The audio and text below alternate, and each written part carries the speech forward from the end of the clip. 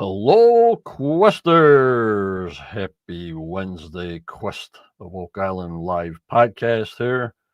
Snowy eastern seaboard here in the United States. More snow tomorrow, just what I want. Yippee yay, yay, yay, yay. But from Canada, our synopsis queen is with us tonight, stronger than ever. Here she is, Judy. Hello, Judy. Hello, John. Hi, everybody. It's so good to be back. I'm feeling all better, I think, and hope it's going to stay that way for a while. The synopsis went fairly good today. John says it's good, so we'll listen to that in a little bit, and we'll have lots to discuss, I think. Yep, let's get our hellos in. Here we go, Judy. Okay. Hello, Gloria. Hello, Patricia. Hi, Ray. Hello, Gloria. Hello, Bob Rice. Ashley's in the house. The Traveling Scott is in the house. There's Luann. Here comes Christopher. There's Gary. There is Tommy Jr. from the Philippines. Oh, my lordy for you. Becky Gilmore. Vicky says hello. R&B says hello, John and Judy. Now, can you hear Judy? Can you hear us? I don't know where Sydney is. Maybe she's snowed in. Hello, Annette. Heidi ho. As long as you can hear both of us, we got to get a reply, you know, Judy. Yes, right. I think they can. Okay. But you always got to make sure.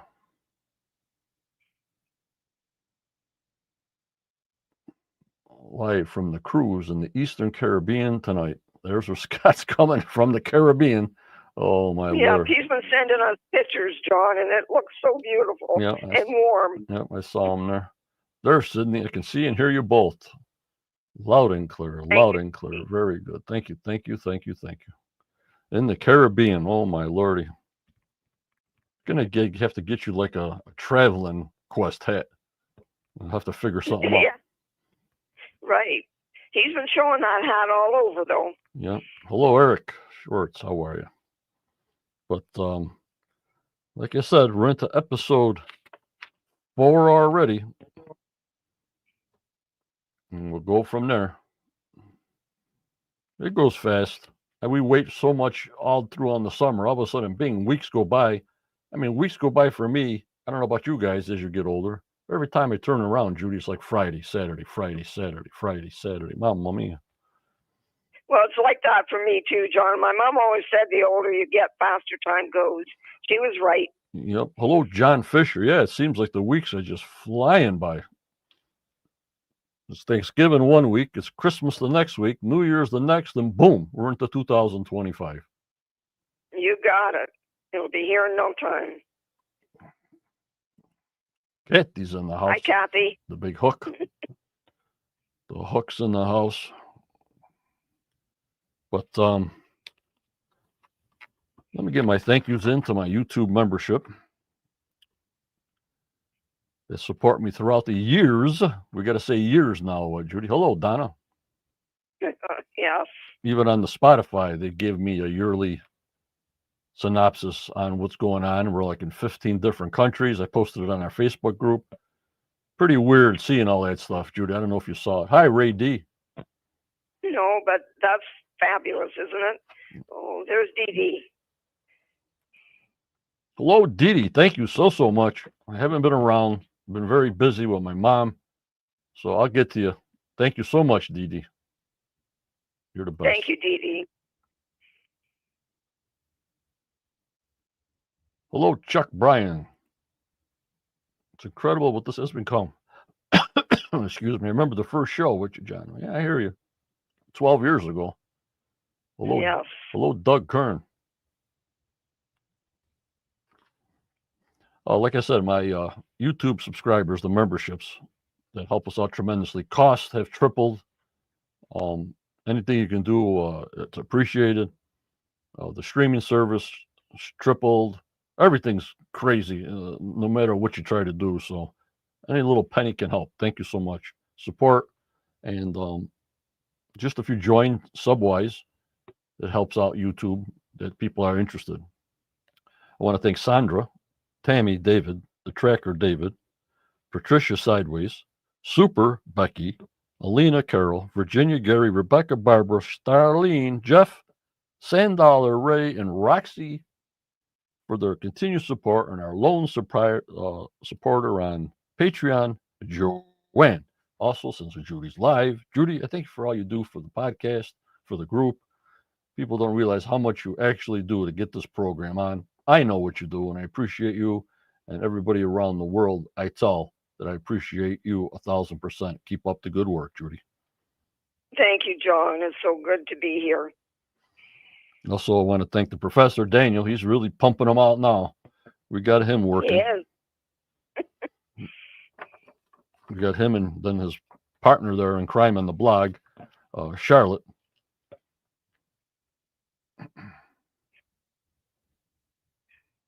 Cindy is asking, what is the thing hanging behind you?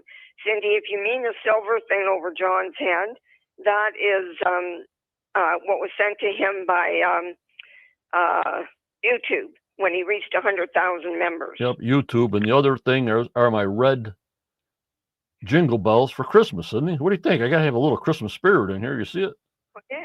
Yep, see it. There you go. Maybe that's what she meant. They don't look like the big red jingle bells. I don't know. They're huge. The ribbon the ribbon on top. You see the ribbon and then the two bells. Yep, there you go. We're all ready. Yep. I got to thank my moderators, Tammy, Judy, Daniel, Starlene, Kathy, and Tanya from Portugal. Also, Jeff and Gloria and David B. Most of those guys are on the YouTube side and Facebook group to help us out. I thank you so much. Our lifetime contributor is always Chris Dona, the Starman, if you don't know him. I want to thank my main members from the Quest of Oak Island Facebook group. That's mostly where they came from. And now many from YouTube all around the world. We're live to YouTube because Facebook will not carry StreamYard streaming service or third-party streaming services. So I have to download it later, like Judy knows. I was on other platforms, not much on Twitch or Rumble. I dibble in Discord, and I dibble in Instagram. So you go someplace on there, and I dibble on Twitter. So if you want to find me other places, that's where you can find me. And also we're on Spotify for podcasters around the world. And I did put some things up on our page that they give yearly wrap-ups. I didn't download it to here because, you know what? Johnny forgot. Hello, Carol. You're forgiven. Here's our gang right here. Those little makes the show tick. There's Judy in the hook, Tanya, the professor, Tammy, Jeff, David, Starlene, and Gloria. Here's we support Daniel and Charlotte's Oak Island Compendium. You can follow them on that post that Gloria just put up. Please support them as you support me. Fantastic people. I trust them 1,000%. We also support Tony Sampson, the Salty Dog Tours around Oak Island, and a beer at the Pub and Anchor, or Anchor and Pub, whatever it's called. Go for a boat ride. I guess there's no tours maybe coming up this year in 2025, but it looks like maybe they just don't have all the volunteers to do it anymore, Judy, because there's not really nothing you can see on top. You know what I mean? Right, exactly. And that could be too, John. Or they're waiting until they're done with the show. I don't know. Yeah. Yep. And don't forget, like Christopher did, hashtag HAT for the people that have not won a Quest baseball cap mailed to you all around the world. And please reply to me through the email of Quest of Oak Island at AOL.com. I'll get it out to you as soon as possible. If you're international, what is it, Judy? I need your phone number because stamps.com will not mail it without a phone number. Yeah, weird, but that's what you got to have. Yep.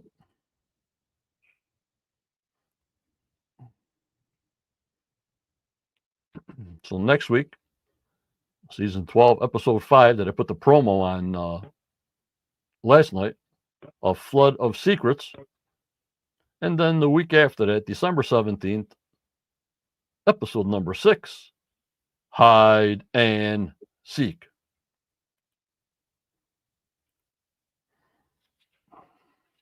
So that's the future programs. We try to get some insight on the titles, Judy, like we do, which way the storyteller are steering us to. You know what I mean? Right, John. That's all we can do, too. I see Tammy Williams has come in. Hello. Hi, Tammy. Hello, Tammy.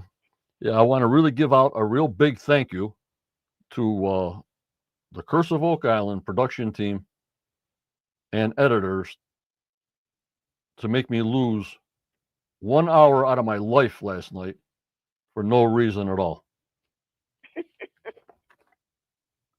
I'll never get that.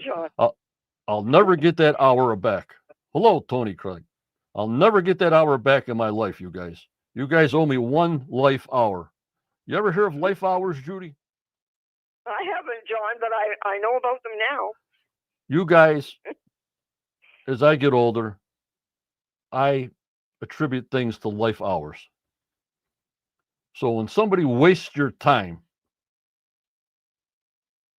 or tries to entertain you and still waste your time, and that time was 1 hour, what's that mean, Judy? And that's an hour you never get back. Right? They took an hour away from my life. So you owe me an hour. Plus, as I'm getting older, I want some kind of answers or whatever you guys are doing before I'm dead. So now I'm putting the pressure on them, Judy. They're costing me life hours. They're costing me lifetime. And I want to know what the heck they're going to be doing before I'm dead. How's that sound? That sounds good because I feel exactly the same way. We're all getting older and closer to that. But I thought you guys knew about life hours or lifetime. I guess I just never thought about it in that way. You know, if like a stranger's talking to you in the grocery store line. Hello, Daniel Spino. We're talking about, what I'm talking about? Lifelines. You know, if somebody's talking in the grocery store, you don't know who he is, and he's talking to you like for 15, 20 minutes, you don't know what they said. But you just wasted 15 minutes of my life. So now you owe me that 15 minutes. You know what I mean? Right on, John. You're taking lifetime away from me. It's called Lifetime, Professor. That's what we're talking about. Last night's show, I wanted to thank the Oak Island production team and editor for taking 1 hour away from my life that I'll never get back. So how does that sound? I'd like to see them give it back to you.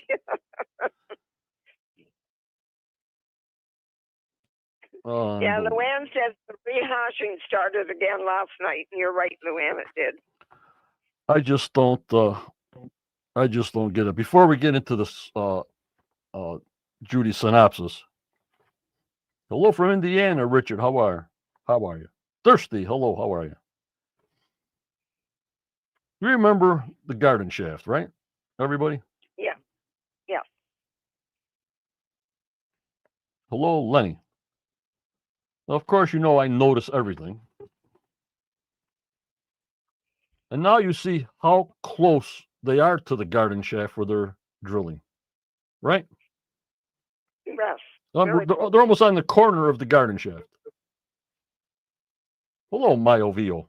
Right, guys? They're almost on the corner of the garden shaft drilling. All right. And they keep on showing when they got flooded out. Agreed, everybody? Yes. All right. So if there's a lot of rocks in the sediment and there's a lot of open caverns, that's one type of water. Let me explain. You got rocks, cobble, small gravel, sand, or whatever, the limestone, as the water travels. That's one type of water. You follow me so far? Yes. Now, another type of water is just going through the mud. Hello, Franklin. Water that's going through the mud. You drill through the wall and you're going through muck. And what's going to come out of the wall when you put a drill hole through the muck is going to be coming out muck. Okay? Yes. What I saw in the garden shaft about 1,000,000 times rehashed is when the water was coming in on the feet of Dumas miners, the water was not muck. It was flowing free. Do you agree with me? Yes, it was. Yes. So either that was coming from a stone-lined cavern, because that's natural filtration, a French drain. But the one thing I have not seen at all with Billy digging yesterday is coconut fiber. Where's the coconut fiber? Where's the coconut fiber? Absolutely none, is there? Hello, David. All right. And he's digging all over the place, 40 feet down. They said that's where the shaft goes down. That Rustall was pouring concrete down this shaft to plug up the conversion point, where the drains went to a conversion point. You got me so far? Yes. That he was pouring concrete down there to stop that conversion point for that one tunnel that's 3x4 that goes all the way to the money pit they want to follow, right? Right. Hello, XB, Goofy Shoes. What was I saying? All right. Now, they said that shaft was up to 30 to 40 feet deep, right? Right. Now, we got elevations now. In the garden shaft, the water came in at 108. And it's the highest mound of the two islands, or of the islands. You got it now? Yes. So now to go 500 feet from that, 400 feet from the conversion point at 40 feet to the garden shaft, hundreds and hundreds of feet away at 108, gives me a difference of 68 feet deeper. How the heck did they ever do a tunnel going from 40 feet, a 3x4 stone French drain, from 40 feet from Smith's Cove to 108 feet when they hit the flood tunnel in the garden shaft? You're right, John. Doesn't make sense, does it? Now, how do you even dig and mine in a 3x4 cobblestone mine going that far deep? I agree. How do you pull things out of there, Scott? 400 and 500 feet away, you're 60 feet deep. What did they have, like air holes every 10 feet to go straight up 60 feet? Daniel says the answer, they didn't. That's what I was looking for. Daniel, you're right on the ball, Daniel. But I'm just putting it out there, what they're giving us and what everybody else is trying to surmise. They gave us the elevation of 40 feet in the shaft at the conversion point, and it was 108, maybe 98 or something. They went 20 feet more from 80. I'm not sure on that. But it's at least 100 feet they went down when they drilled on the side and hit water. The gushes of water, not regular water seeping in. And I'm pretty sure when they found gold at the 50-foot level, that they should be skimming a little bit up there on the 50-foot level and then call it from there. You know what I mean? Because there's no gold. And what Dr. Spooner says also about having dilution from drilling sort of threw me for a loop, guys. Yeah, it did me too, John, because I'm thinking something should show up there if the gold and silver content was so strong before. If there's, let me repeat this again. Oh, my lordy 40, holy mooyan. Then we'll get into the screenshots after Judy's synopsis. Dr. Spooner said there's a dump load full of silver. They both say it's in the banana area or whatever area it is. What did they say? Bananas, egg area. Hey, Gary. It's in the egg area. All right. If I got a dump load of silver in there and I'm drilling a 6-inch hole, forcing water down because of the drill with pressure, if that dilutes the signal to nothing, that's all I got to know. Dr. Spooner. I mean, I'm not no geologist. I just try to make things make sense. That does not make sense to me. No, it doesn't. And Daniel says, did you notice that Dunfield's work and conclusions of Smith Cove were not mentioned last night, only the Restolls? You got it. Yep. You got it. So that's why I said they owe me 1 hour of lifetime that they took away from me yesterday. They owe me.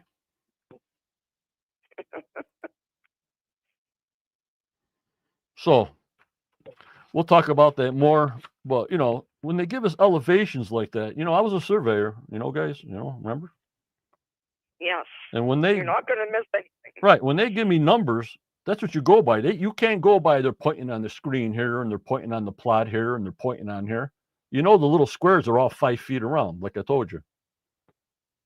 So when they tell me at Smith's Cove is 40 feet deep, and we know where the water came in at the supposedly garden shaft, that could have been the money pit. Who the heck knows what they're calling it now? That's a difference of 68 feet within, I think, about 400 feet, is it, up the road? And crawling in there to mine that, even though we know the Templars did this and did that, I understand all that. But we're talking about Oak Island here and people looking for 290 years here that have found nothing. All right, that's my little rant on that, and we'll go through it when the pictures come up. So now, Judy, you got your wine ready? I have orange juice ready. Orange juice ready. Orange juice ready. Let me get Judy's picture up here, and she'll give us the Judy synopsis for season 12, episode 4 last night. And here we go. Let me see, Judy. Let me get you up here. Okay, Judy, you're ready to go. Whenever you're ready, thank you very much. Okay, hey guys, it's season 12, episode 4, Concrete Evidence. A new morning begins on Oak Island in the Money Pit area, where they are drilling borehole FN 15.5, 14 feet to the northeast inside the Golden Egg. As they continue, over in the research center, the team is meeting to discuss digging in Smith's Cove in hopes of finding a flood tunnel so they can follow it inland into the Money Pit area in order to find X marks the spot. They know that in 1963, the Restolls found what they believed to be the convergence of the 5 finger drains. The team does not have a permit needed to drill at this point, and since this point is at tidal level, they will begin digging on the inland side of the road. If they find a tunnel here, it should lead them to the Money Pit. In 1961, the Restolls found a shaft in Smith's Cove, believed to be a depositor's shaft. They poured concrete down it, hoping to stop the flow of the water. But the concrete didn't set right, so their dig was a failure. The team now hopes to find some of that concrete. Meanwhile, over on Lot 4, Gary and Craig are detecting in the 10 tons of spoils from the round structure on Lot 5. The beeper goes off and Craig digs up a small, perfectly round button. Gary believes it could be off of a tunic from the late 1600s to the mid 1700s. The beeper goes off again, and Craig digs up a small, rectangular piece of metal. Because it is smooth top and bottom, and the sides are on a downward angle, Gary believes this could be a lead weight that a person in charge of payroll would use to weigh coins. Gary points out that these weights have not been used since the 1700s. Both items now go to Emma in the lab. The following morning, the team is digging at Smith's Cove using a map drawn by Bobby Rustall. They are inland from the beach, and Alex says they need to dig at least 30 to 40 feet down. As Billy digs with a small excavator, the water begins to seep in halfway down. Later that morning, the team meets in the lab to get the test results from the two artifacts found the day before on Lot 4. Emma says the button is an alloy of copper and iron, but is mostly made of lead. She adds that it is not modern and believes it to be English from the 1800s. Laird says it is probably a gentleman's button or military. They now turn to the small piece of metal, which Emma says is lead and weighs 26.2 grams. Gary adds these kinds of weights would be used to weigh large coins, and of course, large coins would be gold.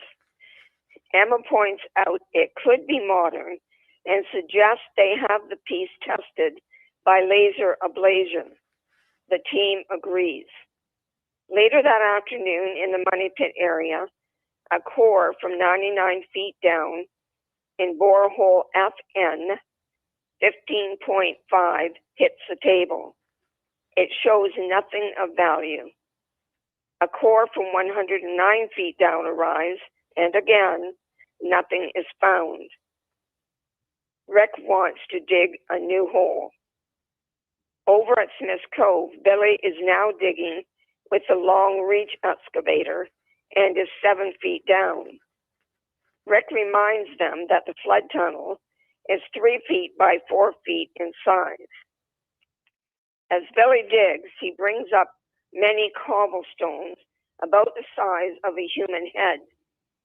Rick points out that the tunnel should be packed with these stones right up to the money pit. Billy then sees the hole where these stones have come from. Could this be a tunnel? The next morning, in the pouring rain, the team is drilling new borehole GN16 inside the Golden Egg. A core comes up from 119 feet down, and again, they find nothing. Craig says there is 200 square feet left to cover in the egg, so let's move on to a new hole. Over in the war room, the team is meeting with Ian to get results from the last water samples taken in the egg area. Sadly, no metal showed up in the tests, and Ian and Dr. Michaels believe this is because the area is too stirred up from drilling. He asks that they stop all work in the area so it can settle, and then they can take new samples. The team agrees. Back at Smith's Cove, the team are bringing up wood planks from the hole. Rick says they look to be no later than the Rustall's dig. They look to be repurposed wood the Rustall's used to help stop the water flow. Rick then picks up a large piece of cement, which is what they had hoped to find, as they know the Rustall's had poured cement down the shaft. As Peter takes the cement to Emma for dating, The rest of the team continues to dig. Could this be the famous flood tunnel? Join us next week, Questers, to see if we get an answer. And in the meantime, stay safe, please. Alexamento. Judy, very, very good. You're back. Thank you. I think I am. Yep. Don't forget, guys, it'll be printed out on our Quest Facebook page for you to read at any time. Later this evening, we put up all the screenshots. We also have Raymond with us to do Daniel's and Charlotte's synopsis. That will be a little later on in between the screenshots. Judy, I thank you so much. You're welcome, John. It was good to get back at it. Mm-hmm. But the only thing I got a question, guys, before we get into screenshots. If they had to dig down 40 feet to hit the conversion point, that means 40 feet below that elevation, there's Smith's Cove. That's where the drains had to go in. That's where the stuff had to start. Are you telling me there's a 40-foot difference between now and whatever year they started this, the 1200s or whatever the heck when they started it? That sort of got me confused. That is confusing, John. Now think about it. The conversion point is at one level.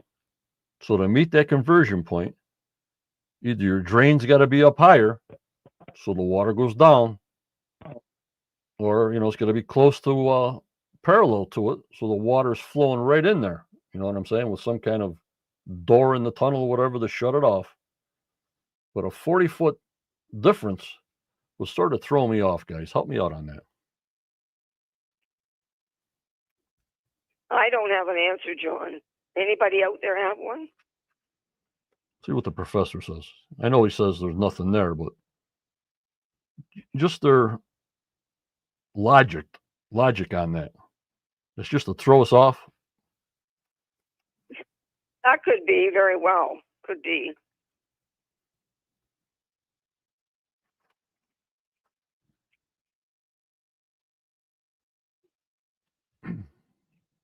Daniel wants to know if that is my dog. That is my grand dog, Daniel. Thank you. His name is Benny. Daniel says the drainage system was covered up and hidden for a very long time. Okay. Thirsty, I said that earlier. Where the heck are all the coconut fibers? They all disintegrated? Not really. They were pulling up fibers all the time. That black fiber, they were pulling it up every time. Well, let's go look for some fiber. And they go out to Smith's Cove and they shovel a little bit and they come up with fiber, Judy. Yes, John. And I can't figure out why they're not finding it now. Especially with Billy's excavator. Exactly. But yet they didn't mention one peep of coconut fiber. Why? Because they didn't find any, right? Right, obviously. Scott Lonsberry says the seas have risen, but way less than what you would think. I hear you. All right, here's how the show started off. And David. Well, John, Daniel says, I think the fiber is closer to the water at Smith's Cove. Okay. Well, that could be. That could be. Closer to the fiber. Closer to the finger drains than the conversion point. By the time it got to the conversion point, it should have been filtered out. I got you. I'm there now. I got you. Well, my burnt out brain. I got you. Thanks, Daniel. That's what I needed. Clarification. I need a lot of clarification when I get older. Don't we all?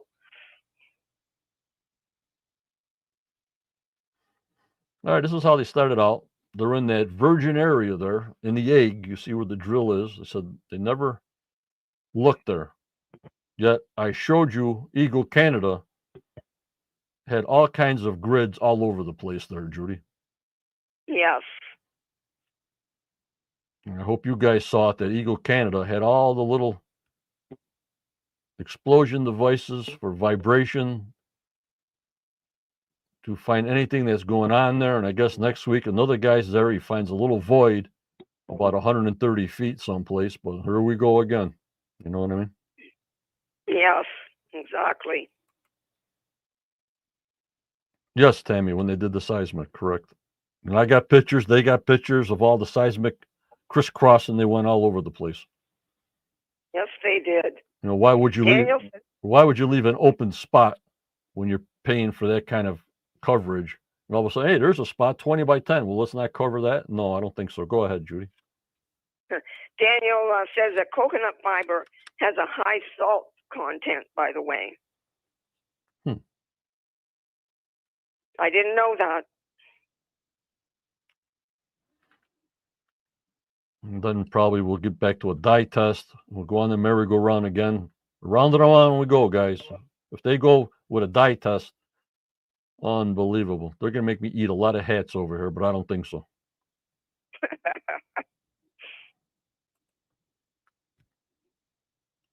They're at the sausage table getting us all hyped up. There's the exact spot they're drilling in, so close to the garden shaft. I want you to see that there. Yes. Yeah, it sure is close, isn't it? But I don't know which way they went. I forgot which way they were going sideways to look for voids, Judy. So I can't tell you which way the drill was going. I know it wasn't going backwards, but I don't know which way, east, west, or north, or south, or whatever, which way it was going. So I can't tell you, you know what I mean? Right. You would think it would be going towards the sausage table, you know what I mean? Right, yeah, you'd think so. But I have no clarification on that either. We just saw him drilling a hole in the wall down there, so who knows?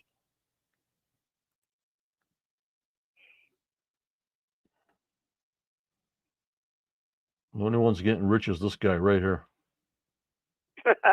For sure. Drill me another hole. Yeah, sure. Let's drill another hole. Why not? An easy work, eh? Yep. Borehole FN 15.5, Steve says. Hello, Hobbies Hobo. Thanks for coming in. And all these squares are 5 by 5 by 5 by 5. Remember that. For you people that want to read graphs and plots, every square is 5. 5, 10, 15, 20. 20 square feet, 5, 10, 15, 20.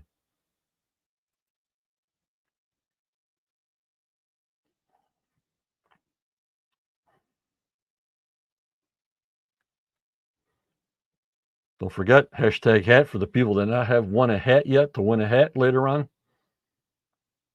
Don't forget, a lot of people are winning hats.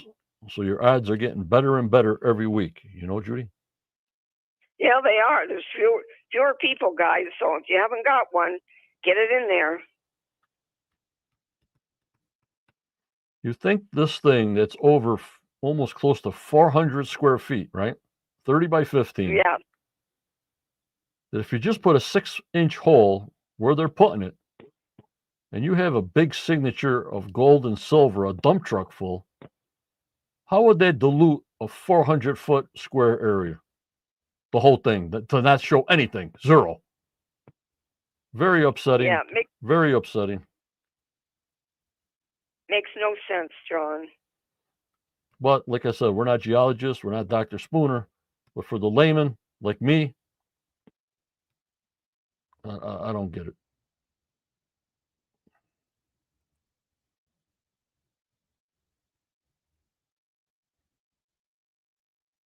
Plus, everything's moving down there anyways. It's got voids, it's got limestone, water's moving. You know that at between 80 and 120 feet, the water's moving around the garden shaft because they poked a hole in it. So it's running around the golden egg too. You know what I'm saying, guys? Yep, exactly. Richard is asking, why do the holes on the map snake around? Do the drills veer off of straight down? Yes. Okay. Not unless some of them, they can put a GPS unit on the drill itself to make sure it goes down 90 degrees. You know what I mean? Right. Everything that long as what they're doing, the sonic drilling, They're not going to put GPS to go straight down because they want to find within a 5-foot area, a little spot here, a little spot there to be precise. You know what I mean? Right. Gotcha. So I think when it drags away, I don't know how they plot that from Steve's end. So I'm not sure on the plotting of the drill itself. Hello, John Fisher. I'd like your summation on that. So that's what I'm saying. We got water coming in the garden shaft. We got water coming in C1. We got water all over the place. Yet, if water moves in the golden egg, our signatures get wiped out. Is that basically what he's saying? Yes. Right? That's what he's saying. Now, do we have water around the garden shaft? Yes or no? Yes. Do we have water in C1 that all the divers got to dive in? Right. Yes. So all these squares of 5 feet around the golden egg is not dry as a bone at 80 to 120 feet. Yet a 6-inch drill that goes in there disturbs and dissipates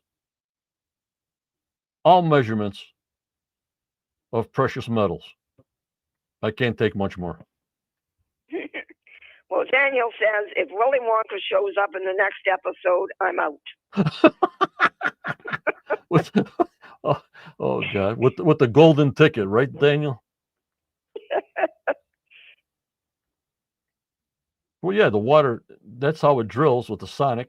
That's why Gary's water truck's next to it, because it's pumping water in. But I'm just saying, Gary, it's always water in there. I understand what you're saying. You're putting the faucet or hose on more, but I don't know. You know what I'm saying, Judy, right? Yes. Yeah, I get it, John. So in the shaft, there were 700 gallons a minute of seawater coming in, salt water. I think that's a lot more than a Billy Gerhardt water truck with a drill. You know what I mean? Yes. Yeah, I'm sure you are. Right. Back to the research center. When I saw this, I said, Lordy 40. It's not that you spent a couple of $1 million to put a cofferdam in. If you could have maybe just went another couple of million and put in 100-foot coffer steel beams and cut off the whole thing. Now, when they did that, was there any water level difference in any of their holes when they did it? I don't think so. I don't think there was any water that went down in C1 or any other hole they opened up when that cofferdam was built, because it wasn't down far enough. You know what I mean, Judy? Right, I got you, John. Okay. So to do 2 birds with 1 stone, they should have got, like they do bridges over bays and everything. Just drive those pile lines all the way down, all the way across Smith's Cove. But the place is like a sponge.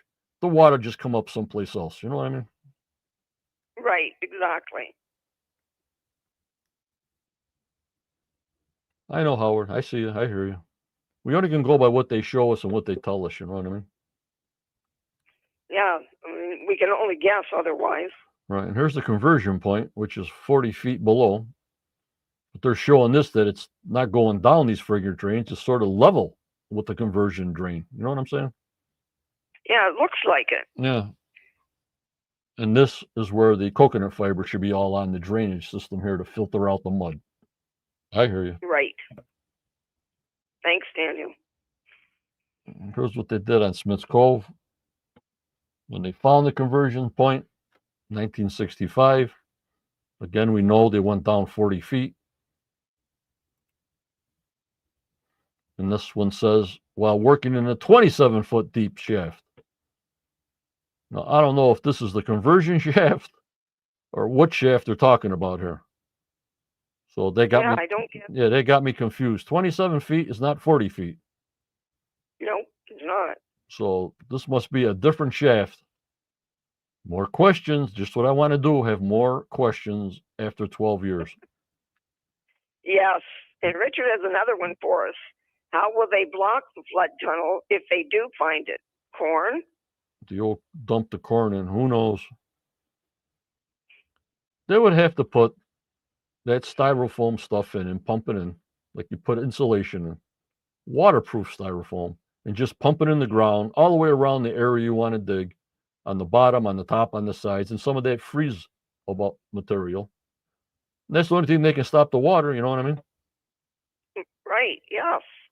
Be worth a try.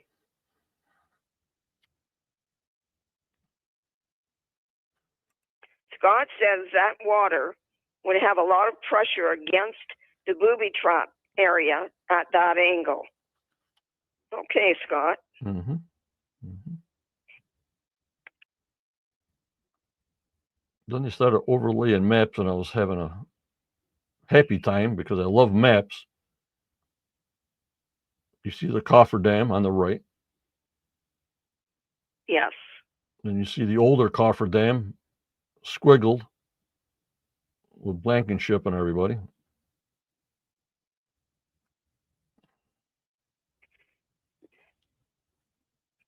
John, that feature you just showed a minute ago, Daniel says, I really believe that feature was for a salt works. I believe they were making salt and possibly salting fish on Oak Island. Salting Good fish. thought. Yes.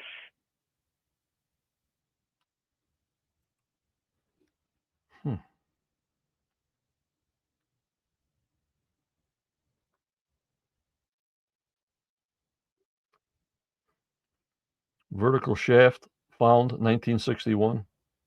A 25-foot 2017 wall. You see where it says up here, where it says spring elevation minus 6.1. You'll see drains converge right there. Yes. Yes. See that. Okay.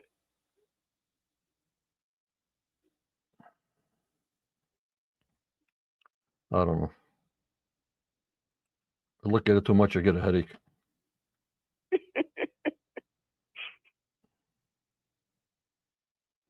Daniel says they will have a report on it later in the season. Yes. Yeah, Luann, I think any kind of water stoppage is going to be pylons, like they do a bridge in the middle of a bay at a certain area, or they freeze the earth, then dig the earth out. There's only so many things you can stop. But with water, you have to have one location, get that location specific, and do that waterproofing foam or frozen technique. I don't know any other way to stop water from coming in from the bottom and the sides without doing that. Of course, have a pump going all the time. And that's what they got to do. They got to get a spot first. You know what I mean, guy? Right, John. But then this is where they say they don't have a permit to dig in the tide. So they had to move inboard a little bit. The Rustall map came from the records. He left a lot of records. The daughter there, right, left all the books and everything. Right. For Rick, all the records, all the books, all the maps.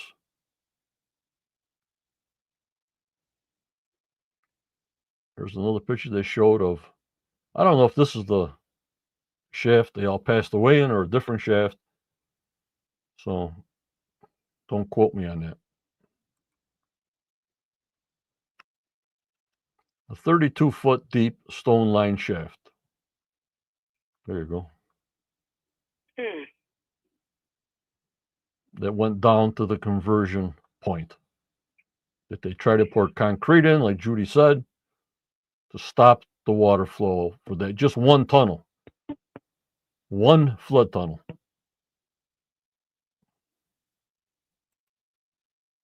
There it goes. It showed them mixing concrete, poured it in the shaft. Now we go back to the 10-ton spoil spile. that Gary's going around. I'd be in there until everything stopped clicking, Judy. Right, exactly. They don't seem to spend a lot of time there. They must behind the scenes. Well, it's editing. They could have did the whole thing, and they just took pieces that were nice, the button, the piece of lead. Then the rest they just threw away. You know what I mean? That could very well be. Nothing of importance. It's not film worthy. You know what I mean? Right. Yes. Yeah. It'd get really boring then, wouldn't it? Oof. On the western side of the island, the round feature behind us. We had poor Greg digging.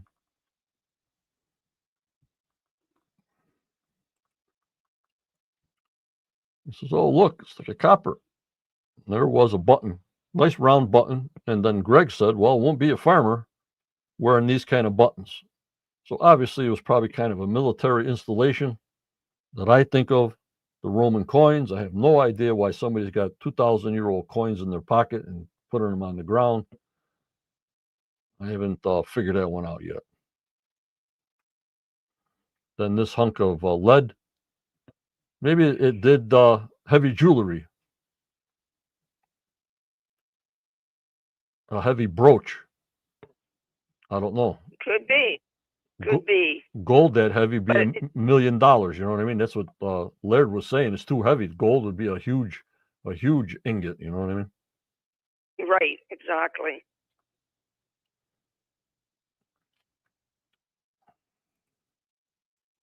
Gary talked like he had seen weights similar to this, so he seemed to know what he was talking about. Yeah, the only things I ever saw weight-wise was the round ones, the cylinder ones that they put on one side and coins on the other. I never saw a square one before. Okay. Like little barrels. Yes, gotcha. This is where they're coming down to Smith's Cove. This was Steve putting the spot on the ground. Here we go. X marks the spot again. No, we didn't hook, so there must be nothing.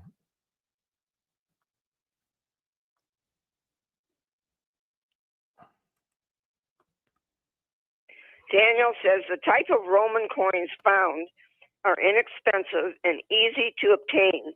Nothing that would be considered treasure.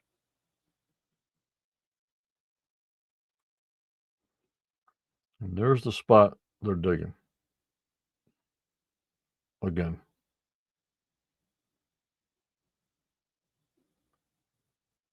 You think they would have dug that all up when it was all dug up? I just don't know. I don't know. I know, it makes no sense. Somebody should be fired. That's all I know. Cost them a lot of money. And here's Scott telling them to go about 30 or 40 feet deep from the land side. And they're seeing, the water's coming in.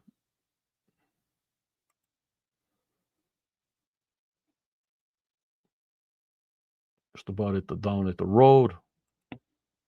Back to the lab. There's the two items Gary and Greg found. Lead weight and the button. Okay, Daniel. There's a picture of the button. Wish they just showed us the round part because they don't want to tell us it was a button in the promo, Judy.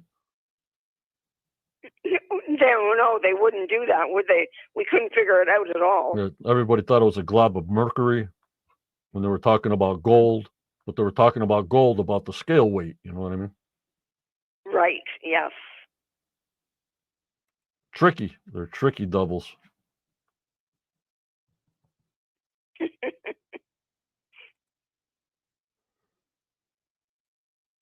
There's Emma putting the old machines on it. She says lead weight is more recent. There you go. Now they got to backtrack. So as far as this, Tammy, when they dug out the hole, they just put up a black tarp barrier so nothing would go back into the bay. They can't have anything, mud or whatever, if it rained, slide back in the bay. That's an environmental thing. So they got I'd say 150-foot long vinyl black material that's got a post every maybe 5 feet to hold it up so it would hold back any kind of dirt or debris, stopping it to go into Smith's Cove. Okay, Judy? Yes, gotcha, John. Howard, the multi-flood tunnel, I always saw that there was just one flood tunnel. The only multiple was the box drains that had 5. Correct me if I'm wrong, Right. there, Judy. Right. That's what I understood, John. Right. Not saying that they have a water problem under the island. Natural, as far as they knew, they said one flood tunnel coming from the conversion point to the money pit. That's all I know for 12 years. What do you guys know? Anybody know any difference?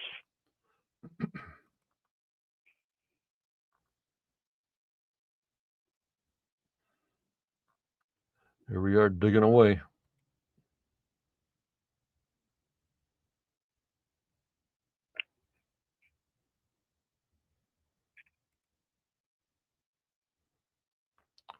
Now he's got the longer arm excavator. Oh. Smith's Cove. We're back to Smith's Cove. Hey, hi, Smith's Cove. How you been? Long time no see. We're starting all over again.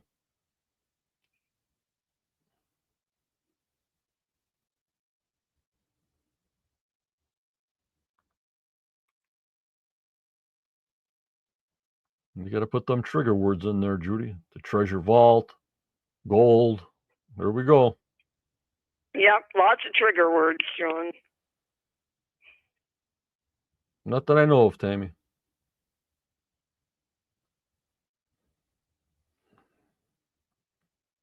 That's all I know is about I didn't hear that either.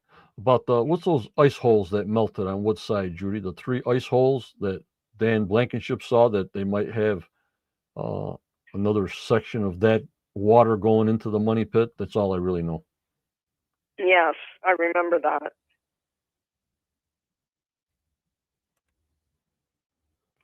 All right. Now's a good time to, since we're paying Raymond a high fee this year, that we have Raymond ready to do his determination and stuff on Daniel's and Charlotte's synopsis.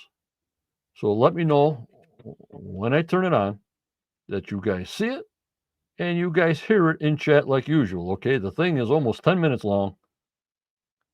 They're giving me 1,000-word synopsises that Daniel's just got too much. Him and Charlotte, they're just too great and too much, but I love it. So here we go, guys. Let me know, okay, Judy? Okay, yes. Listen, everybody, this is really good. Here we go. 3, 2, 1. Season 12, Episode 4. Concrete Evidence Artifact and Feature Analysis by the Oak Island Compendium. In this week's episode, Concrete Evidence, we are first taken to the Golden Egg area, where the Oak Island team is now core drilling in a new borehole called FN 15.5. This is 14 feet northeast of the previous borehole, N13. The team believes there may be a flood tunnel carrying salt water that they possibly encountered when working in the garden shaft. The plan is to drill this area and try to find out why there is an unnaturally high concentration of precious metals in this area. It seems that Dr. Spooner and Dr. Michelle believe it is unnaturally high because there has not been another place on the island with such high readings. This doesn't seem to be a sufficient enough reason to exclude the possibility that these metal readings are naturally occurring, which would negate a treasure explanation for the readings. We are then taken to the research center, where the Oak Island team is discussing their next project. It is believed that they should try to dig at Smith's Cove and try to work off the Ristall's findings. The Ristalls believed there is a convergence point for the finger drains, and in a vertical shaft they poured concrete into it to try to stop the water from filling up the money pit area. It was unsuccessful, but the team would like to try to finish this work with the hope that it will stop the water flow in the garden shaft area as well. It is mentioned that they would need to get permits to dig in the exact same location, which is in a tidal area, and another location just a short distance inland was designated as the new dig site. Then the action shifted to Lot 4, where metal detectorist Gary Drayton and Craig Tester are working on Lot 4, where the 10 tons of spoils from the circular depression on Lot 5 reside. Gary gets a hit and discovers what appears to be a button, which is rounded. It has a loop on the back, and Gary thought it seemed unusual.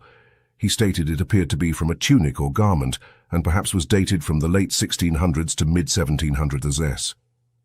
Gary continued and had another hit that was non-ferrous. This time an old lead piece was unearthed, and Gary speculated it was a coin weight. He said it may have been used by someone higher up in the military, possibly for payroll. He said it was an old style with 4 sides that were sloped, and he estimated it was from the 1700s. We were then taken to Smith's Cove, where the Oak Island team began work to uncover the convergence point for the finger drains of the alleged flood tunnels leading to the Money Pit area. They are beginning the work of finding the area where concrete was poured in the vertical shaft that led to the convergence point. Their goal is to find the alleged flood tunnel and hypothetically stop the flow of water. This has been tried many times in the past, and the effort was always determined to be futile. The scene shifted to the lab, where the Oak Island team met with Emma Culligan, archaeometallurgist and archaeologist Laird Niven, to discuss 2 artifacts found by Gary and Craig in the Lot 5 circular depression spoils. First, the button that was found was discussed. It was subjected to both a CT scan and XRF scan. It consists of copper and an iron alloy, no lead and British in origin. Emma dated this to the 1700s to 1800s S. Laird mentioned it may have been a gentleman's button and may have been associated with the British military. The second piece is lead, but Emma believed it is modern because it had high levels of phosphorus. The team discusses that this piece may be a candidate for laser ablation to get more detailed results and offer a more expert opinion of this piece. Although it is this writer's opinion, Emma's work is impeccable and reliable, and the findings of Dr. Chris McFarlane, the laser ablation specialist, at times seem to be sensational and driven for television.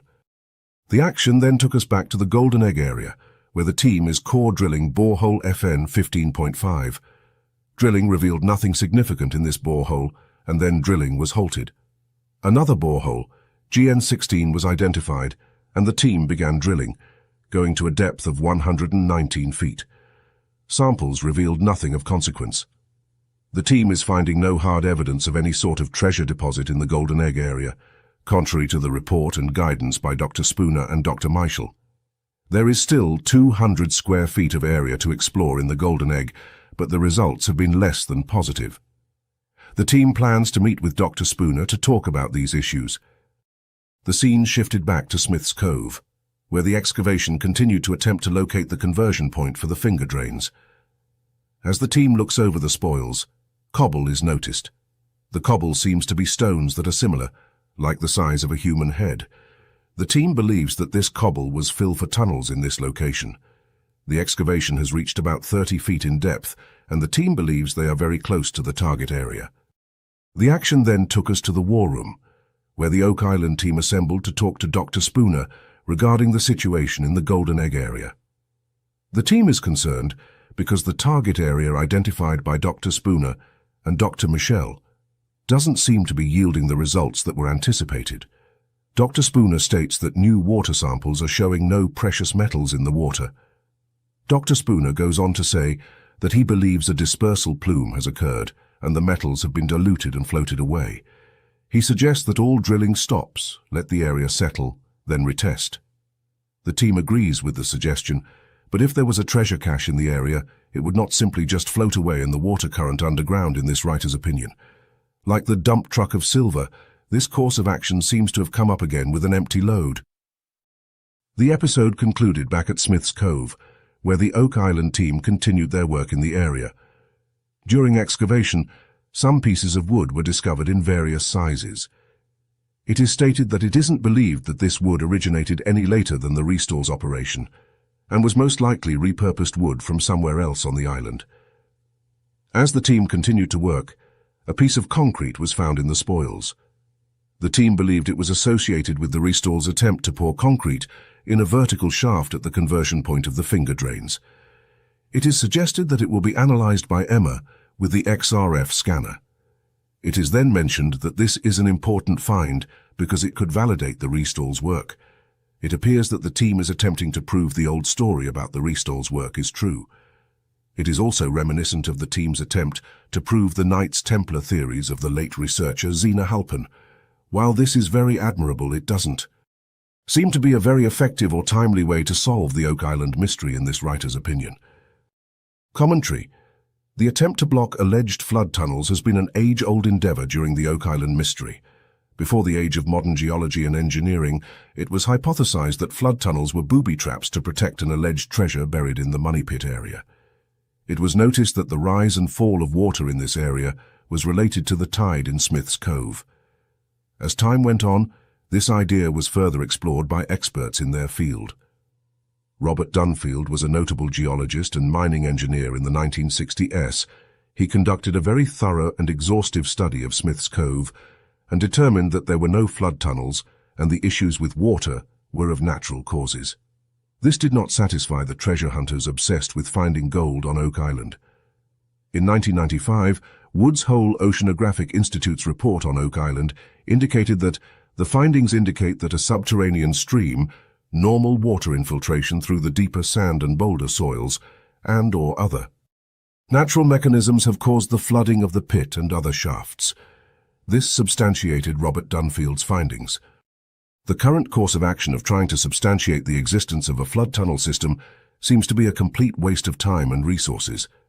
It seems clear that there was something constructed at Smith's Cove, but certainly it did not involve the Money Pit area. Based on the evidence, it appears this construction may have been part of a salt works. Salt had taxes attached to it through history and would have been in high demand. Most likely this was a secret operation and never recorded due to illegal activity at its time. The Compendium will have more information in a future investigation into this possibility.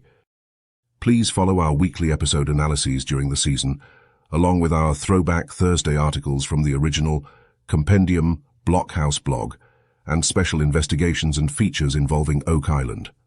Feel free to reach out to us for questions, comments, information, and any theories to our email, theoakislandcompendium@gmail.com. Please visit www.theoakislandcompendium.com for this article and our other content related to the Oak Island mystery. Good day from the Compendium. Daniel and Charlotte. Beautiful. Beautiful. Well done. And just like you, John, he says it like it is. Yep. Hello. Neil came in. We are watchers. Hello. And the professor and Charlotte, I'm right with you. I mean, people tell me, why you so get down on the show, blah, blah, blah, blah, blah, blah. No, I'm in it to the end like everybody else, and we'll criticize and we'll praise. But a lot of this stuff, I'm just shaking my head more and more, and I'm shaking my head more and more as the seasons go on, Judy. Right, John. I think we all are, especially those of us that have been in it from the start. I mean, we realize how often they have repeated stuff. Right. But then I keep on telling myself it's only entertainment. You know, what's that like Judy clicking her heels in The Wizard of Oz? I'm like that watching, and I click my heels. It's only entertainment, John. It's only entertainment. Don't go to the facts. Don't go to the scientific. Don't go to the repeating stuff. It's only entertainment. It's only a reality show. It's only entertainment. It's only entertainment. But the Fellowship, they're looking for a treasure. They're doing what they're supposed to do. They're out there looking. You know, it's the storytellers and the production team that gives you the final product. And that's what I get upset about. You know what I mean? Right, exactly. And John, if they were to find something, especially religious artifacts, you know, those are things that could mean a lot to the world. So that is why I think a lot of people have thought of this as the real thing instead of just entertainment. But it's not on Oak Island or wherever that stuff is. It's not even close to Oak Island. I agree. I agree. All right, let's go through these last screenshots, guys. Don't forget, hashtag hat. Then we'll give away a hat. Then we'll get our goodbyes in and get out of here. There's that GN16 they were talking about. This is where they're keep on looking, and they can't find squat, not even an egg salad sandwich. There's the sausage table. I wish they would call it the sausage table. What do they call it? Yeah. I can't remember what they call it, but sausage table is what it should be. Back to the war room. The golden egg. Precious metals, where are you? Where did you go? Where did they float away to? In the dispersal plume. Where did they go? Hide and seek. There's the plume. Where'd it go? There's nothing there. But yet they float around when there's no disturbance in it. You think they would float around more? And if you disturb the pile of steel, that would let off a lot more particles, I would say. It's like you're putting your hose on a pile of silver. You're going to get a lot of debris and stuff off the silver, more than just sitting there with nothing, wouldn't you? I would think so, John. You know what I mean, Judy? Yeah, I do know what you mean. It makes no sense. If you're stirring up the pot, you're stirring up more. If it's just calm, if you're just calm there and you're in the wrong spot, well, you're stirring up nothing. I don't know. It's got me crazy. It's got me crazy. Daniel says Spooner looked like he got called to the principal's office. You know, the producer says, hey, you keep this thing going over here. I don't care if you get water out of the faucet or the toilet. You find something.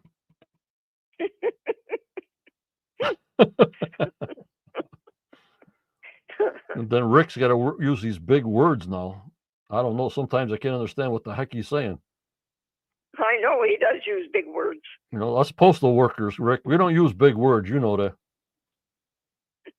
You're getting too TV'd. You know what I mean? He's getting too TV'd.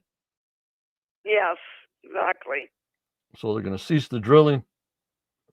They don't want to dilute the water. And I'm saying the more you stir it up, the more stuff that should be detected. Not diluted, detected. But I don't know if the minerals, whatever they're detecting, gets diluted in water. But if it's always in water, why is it diluted? A lot of questions, John.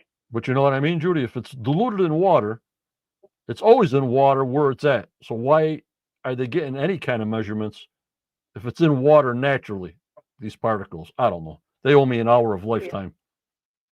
Right on. In the solution channel, Daniel, you know it's 170 feet down. So they're not close to that. Daniel says, Marty, we found the dump truck floating in the solution channel. And there's the last picture. We got a piece of concrete. Well, this couldn't be from anything else but the Restall's ready mix bag. It can't be that Dan Blankenship ripped this whole place up. Couldn't be that the Laginas ripped this whole place up. This is out of Restall's ready bag concrete mix from Home Depot.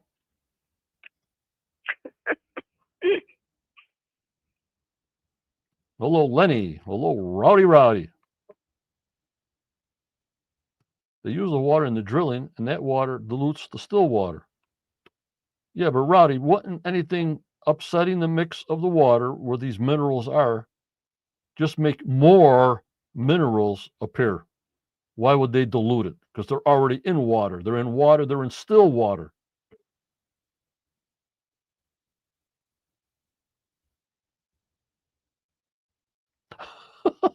John, do something else. Bring Dr. McFarland on to say it's Templar concrete. Yeah, it came from Rome, Italy. It's concrete from the Vatican. I hear you guys. I hear you. Ashley says, John, do what I've been doing. I leave it on in the background, but I do something else while I watch it. That way it doesn't feel like a waste.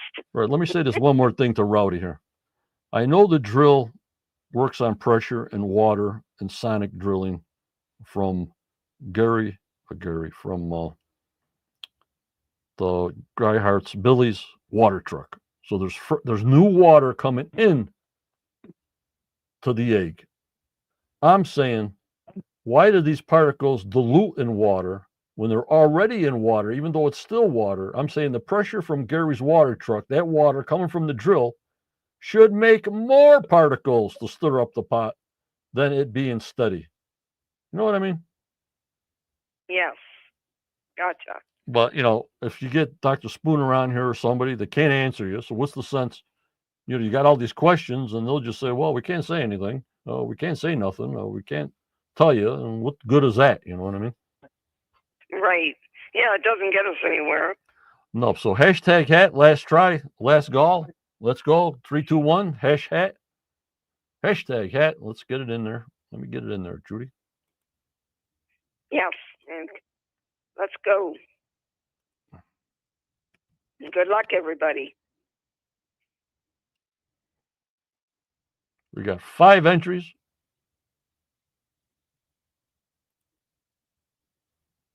One out of 5 shot.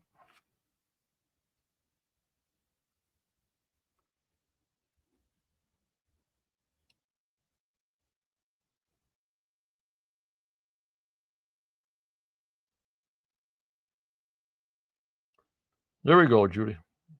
Ready? Okay, John. Yes. Okay. We're off.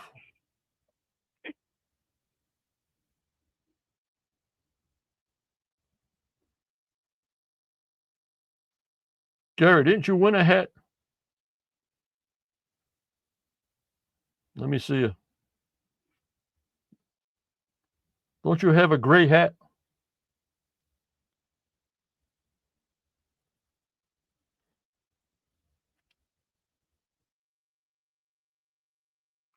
Where is he? I know he's in here. Yeah. No, I bought one, he says. Oh, okay. All right, no problem. Here we go. I can't remember who does what, you know what I mean? Right, yeah. You got a lot to think about, John. So congratulations, Gary. All righty. We got a hat winner. He says, John, Gary says, but give it to someone else. I'll leave that up to you, John.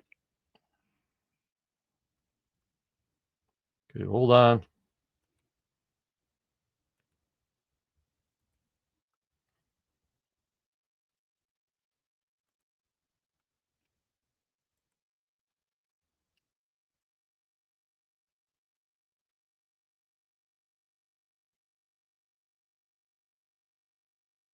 Carol Goff.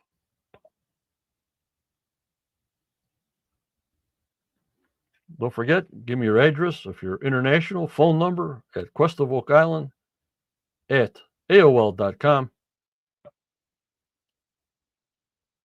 Yes, Roddy, it was saltwater. Yeah. Congratulations, Carol. And John, Gary says, I just wanted to win. Thank you, Gary. Carol Goff is the winner. I'm here. Give me your address, name, nice and clear, either on Facebook or on the email. And we'll get it right out to you tomorrow morning, Carol. No Thanksgiving tomorrow. And don't forget, Carol, we really would like a picture. And there we be. So, Judy, if you want to give your goodbyes, then I'll give my goodbyes. And we'll call it. Oh, my God, I've been on for an hour and 20 minutes. Oh, my lordy 40. Holy moly on you guys. You had me ranting, and I lost time. Okay, guys, it's been a great evening, and it's really great for me to know what everybody's thinking, and I think most of us are on the same trail here. And just keep listening to Daniel and Charlotte. I think we'll find something out soon. So thank you so much for taking part in chat tonight. That always helps us so much. Have a good week. Enjoy the show next Tuesday night, and I will see you next Wednesday night. And thank you, John, for allowing me to do this with you. Good night, all. No problem. I'll be talking to you. Thank you so much. Okay. Bye-bye. All righty. Okay, guys. That's all I got for tonight. We'll see you next Tuesday pre-show. I come on sometimes 10 in the morning, 1 in the afternoon, 8:30 in the morning. I don't know. So just put that notification bell on when I come on. Pre-show Tuesday and our podcast 7:45 around on Wednesday with Judy. But remember, people and members, what do I tell you?